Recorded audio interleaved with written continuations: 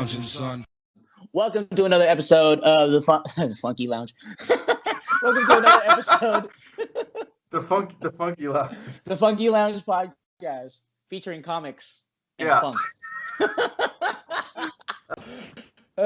It's too early, dude. It's like I literally don't start socializing until like 10 o'clock on weekdays, and this is terrible. Anyway, I am your host, the Incredible Dillbot, with my host, the Immortal Iron Ryan. Yeah, the homies for hire are talking about Future State. It is week 7, I believe, correct? Week 7. We're nearing the end. Yes, a lot of ends, so a lot of stories this week. You want me to start off with ones that you didn't read so we can just disclaimer. I didn't not read these because I didn't want to. I didn't read these because I didn't have time. Life is hard. I definitely wanted to read freaking Worlds of War. I definitely wanted to read Shazam. And I know I've been talking about it, how I'm not really feeling the next Batman, but I want to finish it out anyway.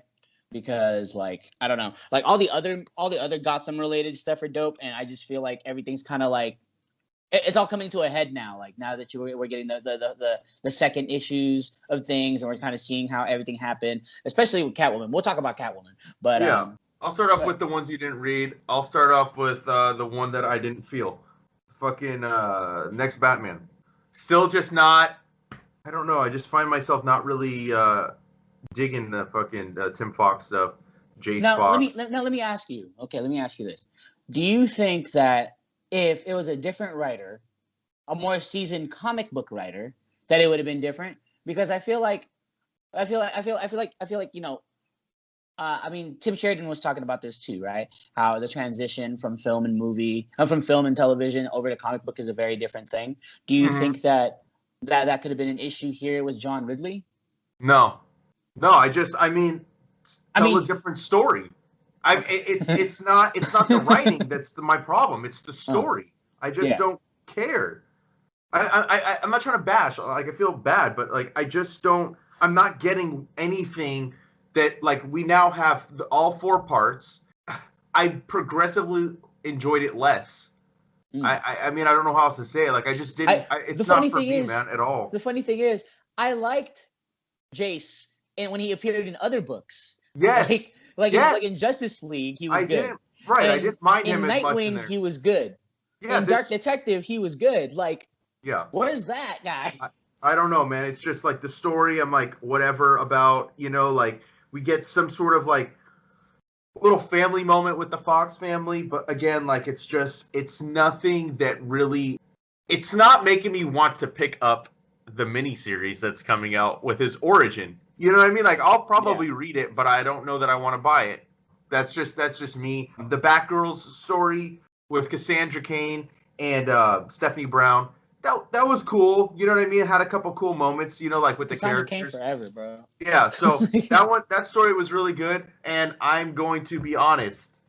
This is the first time I have not read a story. I did not read the Gotham City Sirens. I could not do it to myself. I did not like the first story. That was, again, I'm not trying to be mean, but it wasn't for me at all. So like I could not power through it.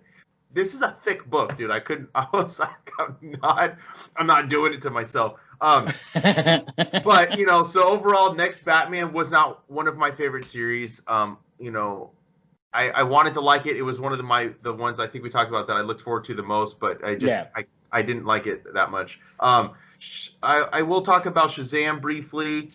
Tim, you're just talking about our boy Tim Sheridan, transferring over from television and film, but Shazam was fucking dope. I love Spectre.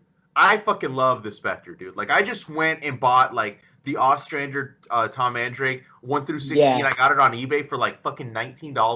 Wow. I'm about that. Like that's less than $1 a book. So I scooped that up. I was flipping through it. They got like the old glow in the dark covers that the 90s is famous for. You know what I mean? So like, but anyway, the dark and the hard imprinted covers. Yes, dude, hard imprinted covers for life. I love those. Yes, like the Avengers, Vision, Silver Surfer, Fantastic Four, dude. Spider-Man, they all did it. I just was going through those at the shop, dude. I was like checking the prices on them because we had like long boxes to go through, and I'm like, I'm gonna keep that one. I'll list that one. I'm gonna keep this one. I'll list that one. Like I selfishly like just start putting stuff aside for myself. That's what I did when I was going through that big ass Revis collection. I literally put aside all Spider-Man McFarlane covers. But like Shazam is really dope. It's tying into the Teen Titans. I really can't. I mean, I don't want to tell you any more than that. You did read the first issue, right?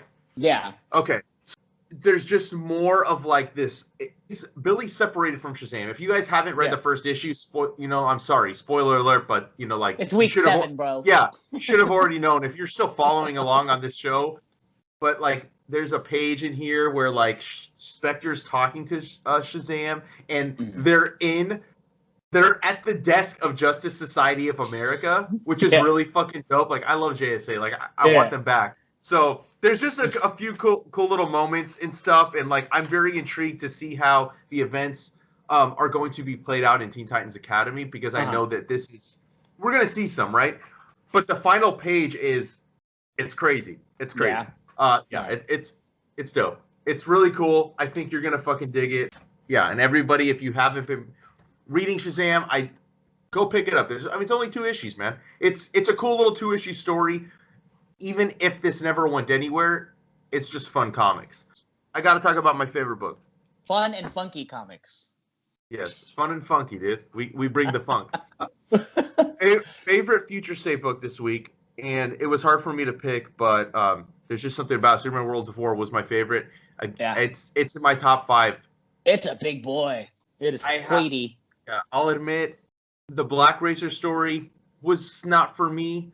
The Mr. Miracle, it was cool, but like I'm waiting for the new series to come out, because especially like it jumps around between, in terms of how you're supposed to read it, plot wise, between Superman of Metropolis and Superman Worlds of War. So like it's crossing over, but it's like very confusing if you don't read it in the intended order, which is weird. And then the Midnighter story by Michael Karma and Becky Cloonan. Michael Evanoming did the art on this one. It's insane. It's really cool, and I'm excited for them to continue their backups in Action comic books. I got a chance to talk to both of them. They really are hyping me for what they got coming up for the Midnighter books. But let's talk the Superman story. John Carter Superman, yes. Please, I want more of this. You know what I mean? It's literally what it is. It's fucking dope. Literally what it is. Like I said, like they're talking, it's the people on Earth that are talking about Clark and the effect that he had, and that he's not just Superman. She's like, Clark Kent saved me. You know what I mean? Like, it's the person. It's not just Superman. And I really don't want to like talk too much about like story wise. There's a cool couple scenes with Mongol, because it's takes place on War World. But Philip Kennedy Johnson, if the first issue of this Superman Worlds of War didn't get you excited for what he's got coming in Action in Superman in March, this is going to get you hyped. I brought the House of L one-shot, which he also wrote. I brought Ed, the owner at the shop that I work at, to everybody listening. He said that was his favorite. I'm pretty sure that it was his favorite book of Future State. It was the best story, he said. So that's high praise. You know what I mean? Like, to say out of a whole line of books that it was the best. A one-shot. Yeah, was the best. But again, like I've been waiting for like some good Superman stuff. This was fucking amazing. Like I really, really, really enjoyed it, and this is setting up ideas. I'll say ideas because it's not obviously this is in the future, so we're not going to get this Superman. Like I feel comfortable as a Superman fan. Like he's in good hands. Right. Is all I'm going to say. And it was an amazing book. But yeah, like I'm going to read it. I'm pretty excited. Yeah. I think you're going to love it. I think you're gonna love it. I'm gonna sit down with a coffee with it after WandaVision. Oh, yeah, let me talk. Let's talk about the book that it fell flat for me. Like I don't know why. I think I was expecting more, maybe, but I mean, it was Wonder Woman, dude. Oh really? Like, okay. The art was beautiful. Don't get me wrong. The art was phenomenal. Like Jen Bartel. Like if she does like a little one shot. Like a thick ass one shot, like a $5.99 one shot a year, I'd be happy. She doesn't have to like do interiors because like I understand like being the penciler, being the inker, and being the colorist on your own thing is the most time consuming thing ever. Like I totally understand why she wouldn't do it, and with how just beautiful and bright and vibrant her art is, like I could understand why she wouldn't want to do interiors all the time. But if she did like a one shot every year. I'd pay $5.99, $6.99 for it, $7.99 for it. The ending of of Diana's story kind of fell a little flat for me. You know, your boy the Spectre shows up. I thought that was cool. I like how she's just kind of floating in space with both Clark and Bruce's, like, you know, pieces of Clark and Bruce. And then, you know, and then the end, I don't know. I thought that was just kind of lame. I felt like, oh, that's it. Nothing epic. Like, what the hell did she get Bruce's belt for then? Yeah, she's the last. She's the last of them to, you know, to push through and live and all that. I get that, but it's just like, I mean, starts the Big Bang and becomes friggin'. Well, I think what she did is like she completely defeated darkness, right? I mean, that's essentially what she does, and she comes to peace with like, I mean, she comes to peace with her death, right? Because she essentially dies, even though she says it's not even though she's saying it's not the end of my story or our story, right? I don't know. I thought it was. I mean, what else? I don't know what else I could have been expecting. Yeah, I don't know what else. Yeah, I agree. I don't know what I was expecting. So I wouldn't say that I was disappointed. Okay, disappointed was a strong word. I felt that I was expecting different. There we go. But again, like this is like the end of times. Like this is the end, right? Like yeah. She's that was cool. She's far past a lot of the other stuff that's happening in future states. So it's kind of removed. I would say that like the art was. I love the art. I love the moments between, you know, her and Clark, her and Spectre, her and Bruce, all that stuff. You know what I mean? Like that was. Oh my god! When she was having when she was like watching Bruce fight. I mean, not Bruce. Clark fight Darkseid and just talking about it. I was like, Yeah, so like I loved it, and I think that like they're taking over Wonder Woman the ongoing. Dude, they got me fucking so excited about the Wonder Woman ongoing, and I haven't really been excited about a Wonder Woman book. Sensational? Is that Sensational? No, the ongoing Wonder Woman book. They're taking over the ongoing. Yeah, it's starting with issue 770 in March. Basically, it's in the interview with them, but Wonder Woman ends up in Valhalla. That's not that's not the afterlife she should appear in. That's in Norse mythology. Are we getting Norse mythology in the DC universe now? Yeah. And I guess I could spoil this because the interview is going to post before this video, but Jack Kirby, before he created Thor at Marvel, he created a version of Thor in DC, and they're bringing in Asgard. Yeah, this is good. So like I was finishing editing this morning, so I literally watched myself. What? Like, that's exactly what my response was to them. So I think it's going to be really fucking dope. And so Jeff Johns and Doomsday Clock was right. This is how it happens. This is how Jeff Johns' Doomsday Clock, like Dr. Manhattan predictions happen. Yeah, it's going to be dope, dude. I think that watch the interview. I think that you'll really like get excited for the book, much like I was. Like, it's on my pull. I'm definitely going to, you know, maybe I don't continue buying because that's a lot of books to buy, but I will pick up the first arc. It sounds dope. So like, yeah, I like the ending. I thought it was cool. I don't know what I expect from a lot of these endings. It's not a continuing story where it's just the end to an arc and then we're getting the next month. You know what I mean? Like a continuation. Yeah. Like this is just it, right? It's like kind of their final take on this version of what they're writing. So right.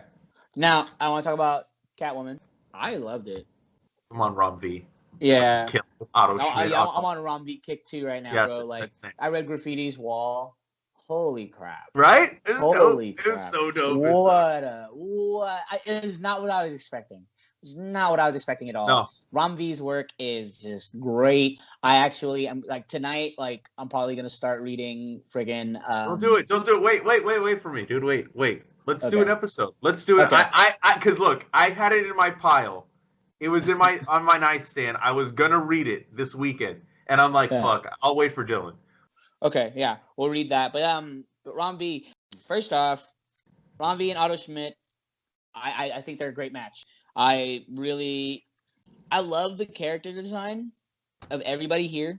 Mm-hmm. Cheshire Cat, like even the alley cats, all the strays and the alley cats, like it's dope. Like who knew that freaking Selena had it in her to create her own cat family? You know what I mean? Mm-hmm. It's really dope. I mean, I went back and read Ranvee's the beginning of his Catwoman, and it's fucking really good, dude. I really like it. I put this on my poll. I didn't want to start my run of his with like March, so I went back and picked up the issues before. Oh, okay. Future nice, state. Nice. Yeah, it's really good. Yeah, no, I mean it's great. Like, I like the general overall tone with like the Gotham stuff because like it really focuses on like the impact that Bruce's death had on everybody and the rest of the city. You know what I mean? Yeah. Like and you know, Batman lives. Batman is forever. We'll talk about that when we get to the Nightwing one, but like look at what it's doing. Look at what Bruce's martyr did and what it inspired like all across the entire city. Like we even got Talia al Ghul over here freaking helping out. You know what I mean? Yeah, it was weird. It was weird. I was like, what the? Why is she helping? Yeah, she hates Selina. Right. Selina took her beloved, dude. Yeah. You know? So, yeah, this is fucking such a good issue, dude. Long-haired Bruce Wayne? Come on, bro.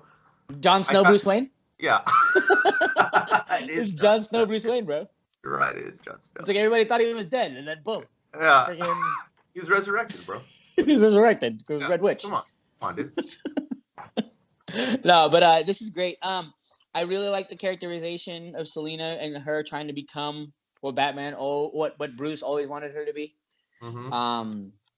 I think that I would love to see where this how it got to this. So I actually put Catwoman on my poll. But you actually bring up a very good point. I probably need to read some of Ranvee's it's only 25. It started with like a joke. I don't know. Well, he might have co-wrote some stuff before, but I went back to 25, which was a Joker War tie-in, or it was Collateral Damage or something. Maybe it was like Post. So I got all those, and it's cool, dude. I like his Selina. His Selina is really fucking cool. She's badass. I mean, he said it in the interview. She's just badass. Like that's why he likes writing her. You know what I mean? And she really is one of the most badass characters. And you can literally get away with anything because she is.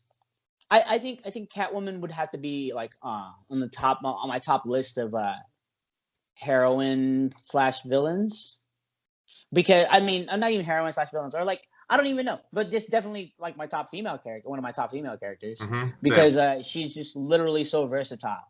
Like if you could keep Batman on your toes, whether it be his heart or whether it be the fists, that's crazy. Like, yeah, dude. Yeah. You keep Batman on his toes. And the simple fact that she's just trained as opposed to superpowered, and she's over here keeping up with the best of them. Right. And she was trained like differently than Batman. Than Bruce, yeah. But she can still, like you said, keep him on his toes. That's what I mean, they haven't talked about it here, but like in old DC continuity, pre like Flashpoint, all that stuff, New 52, Wildcat from JSA trained her. So she had like this like relationship with him, you know what I mean? Like there's a lot of cool history. I hope they bring that back. But she's one of the more interesting characters at DC.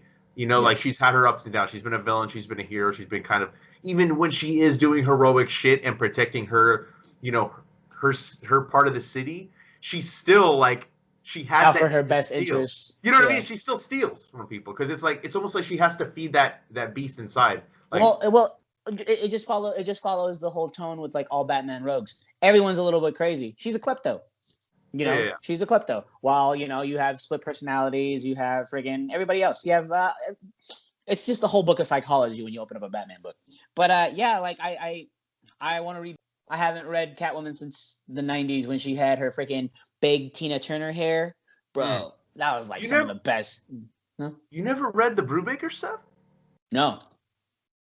Oh, dude. Putting it on the list. Dude, I mean... Would you be surprised if I told you I didn't even know that Brubaker wrote a Catwoman?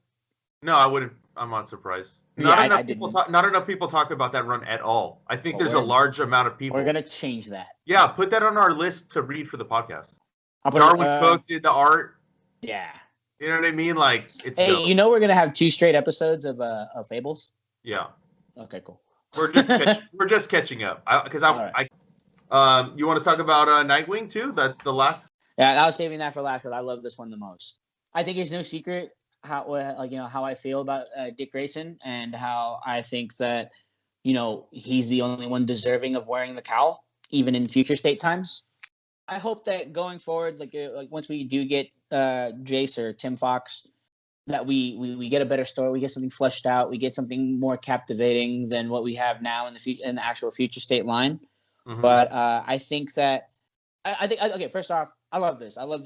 This is my favorite out of the ones I read, and I love the characterization of Dick. Dick he's really come into his own. Like, you know, I mean, even though I say that, like, you know, he's the only one deserving of wearing the cowl, I know that it'll never happen because of the simple fact that that's the one thing he never wanted to happen as a character. You know what I mean? He wanted to step out of Batman's shadow, and how are you going to step out of Batman's shadow if you put the cowl on?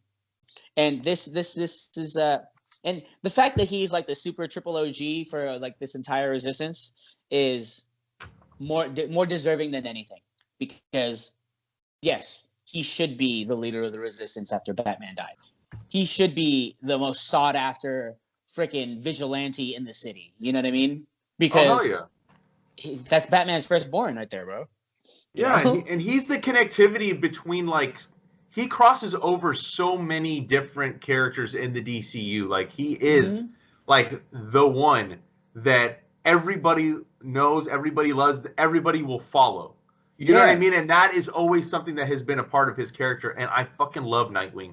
And I have been kind of upset that I haven't really been able to pick up the Nightwing ongoing because I haven't enjoyed it. But now I got my boy Tom Taylor coming in. Andrew Constant, like, was the nice bridge, the nice, like, in between. You know what I mean? He did a great job. I found out he wrote a demon book, an Etrigan book that I found at the shop, so I'm going to read that. I want to check it out. But he did a great job. He got Nightwing's character, bringing in some of the other characters, too. Like, Barbara had a different costume. So, like, that's the thing that's kind of confusing. Like, in one issue, we have, like, in the next Batman, right? She's been trapped by the magistrate. She's like, and then they save her.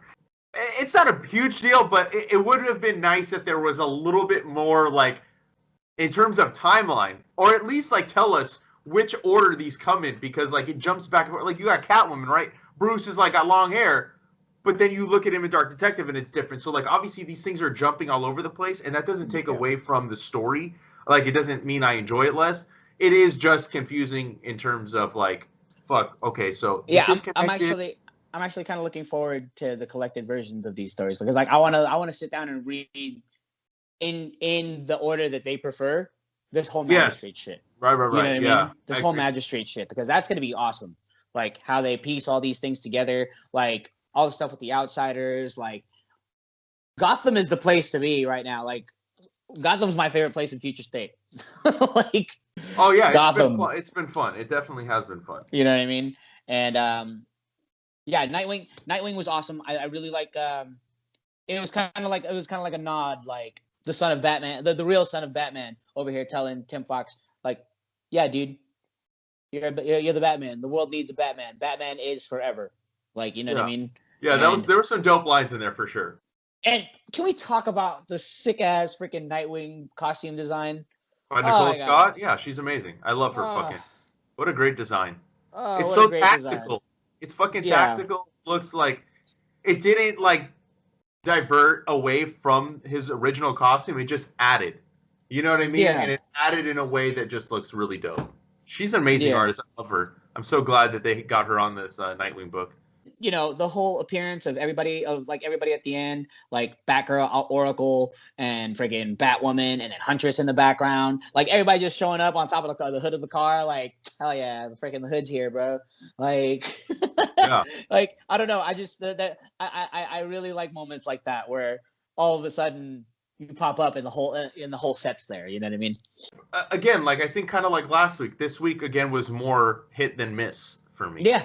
You know what I mean? Overall, it was a lot of good stuff. I'm sad and relieved that it's ending next week, because this has been a lot of extra reading that I may not necessarily have done if we weren't doing these episodes. You know what I mean? Yeah. Like, it is a lot, and also to get it done within the time frame of when we're going to record. It's not like I can just read them leisurely. Like, I feel like I have to get it done. Like, I feel like we were talking about Superman Worlds of War. This is a big boy. Yeah, same thing with the next Batman. These are freaking heavy fucking books. These are $7.99 books with 3 stories, at least 3 stories in them each.